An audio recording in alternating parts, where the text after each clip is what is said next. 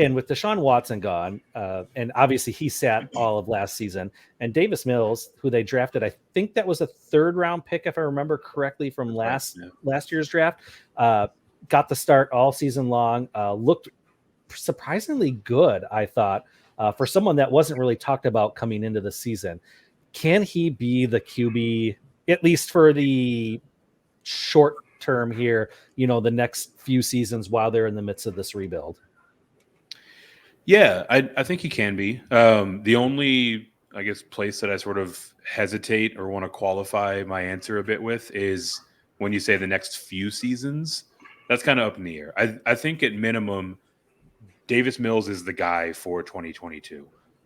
He's one of my favorite super flex kind of third QB options because he's super cheap and he's probably going to have the job all year. So whenever I might need him, he'll be there. In terms of his play on the field, I mean, he certainly did better than most people, I think, even inside of this Houston organization expected, right? He came in, he led all rookies in 300-yard passing games. He was second in completion percentage at almost 67%. So he had a pretty comparable year to the on-field productivity of like a Mac Jones. Now we're looking at another year where they've continued to invest in this O-line. They've continued to add more capable and dependable pieces around him.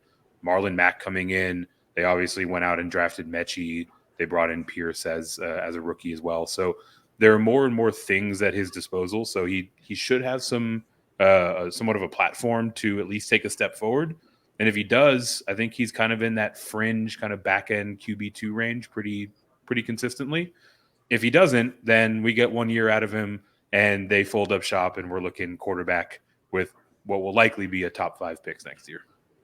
Mm-hmm.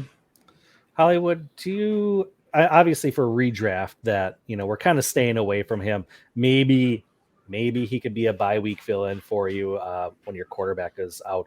But do you agree that he's kind of your QB3 in like a super flex league? Yeah, I could buy that because, like Eric said, he's likely going to be locked in as the starter this year. No real competition, and they've got bigger issues right now all around the team than just quarterback, right? So he played last year. There's a little familiarity with that. Of course, there's a new coaching staff. They've already made it a point to look at their defense. So I think barring something catastrophic like an injury or something like that, he's locked in as a quarterback. And like I said, they're going to be trailing a lot because this team clearly is rebuilding. I think they're going to be behind a lot, so they're going to be throwing a lot. So there's going to be the volume is going to be there for him, right? And that's what you're wanting is the volume. So I don't think he's anybody I'm just going out to get and saying, hey, I'm putting all my eggs in that basket. But for a QB3, you could do worse, right? There's so many uncertainties around the league at quarterback sometimes. You could do worse. So the volume, him being locked in as the starter, I like it. I think he's an easy QB3. Yeah, Sam Darnold exists, so there is worse out there. For sure. there is worse. Yes, there is. Yeah. So Jesse or Pierre, do either of you see any long-term value with Mills, or is it like Eric said, just kind of this season we're feeling pretty confident about it, and then they're going to move on from him after this season? I like what Eric said with what he did as a rookie. This last rookie class was pretty solid. I mean, obviously Trevor Lawrence, you got Trey Lance, you got Zach Wilson, you got Justin Fields.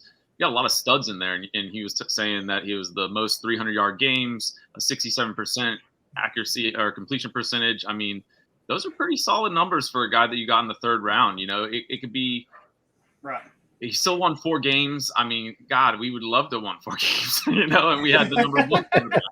So to me, I don't see why they shy away or get away from Mills going on further, like you said, for the next few seasons.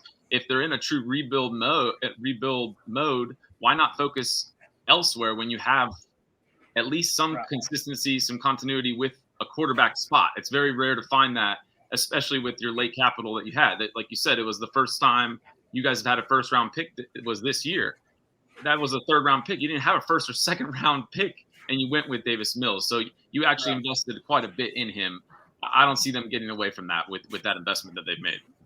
That's a great point because they didn't draft a quarterback this year.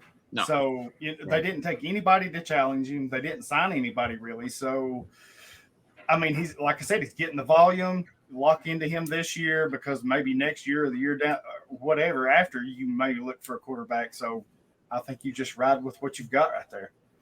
Yeah, I think the Texans are they're playing with house money here, right? Like you typically don't see even this, kind of above average productivity from a third rounder, and they're going to continue to invest in him. And if he takes a step forward, great. Maybe they fall into something here. Yeah, and if not, like I know that people are generally more bullish on next year's quarterback class than they were on this year's. So, they're giving themselves a lot of flexibility from a personnel standpoint. And I think that's ultimately a good spot to be in as a front office.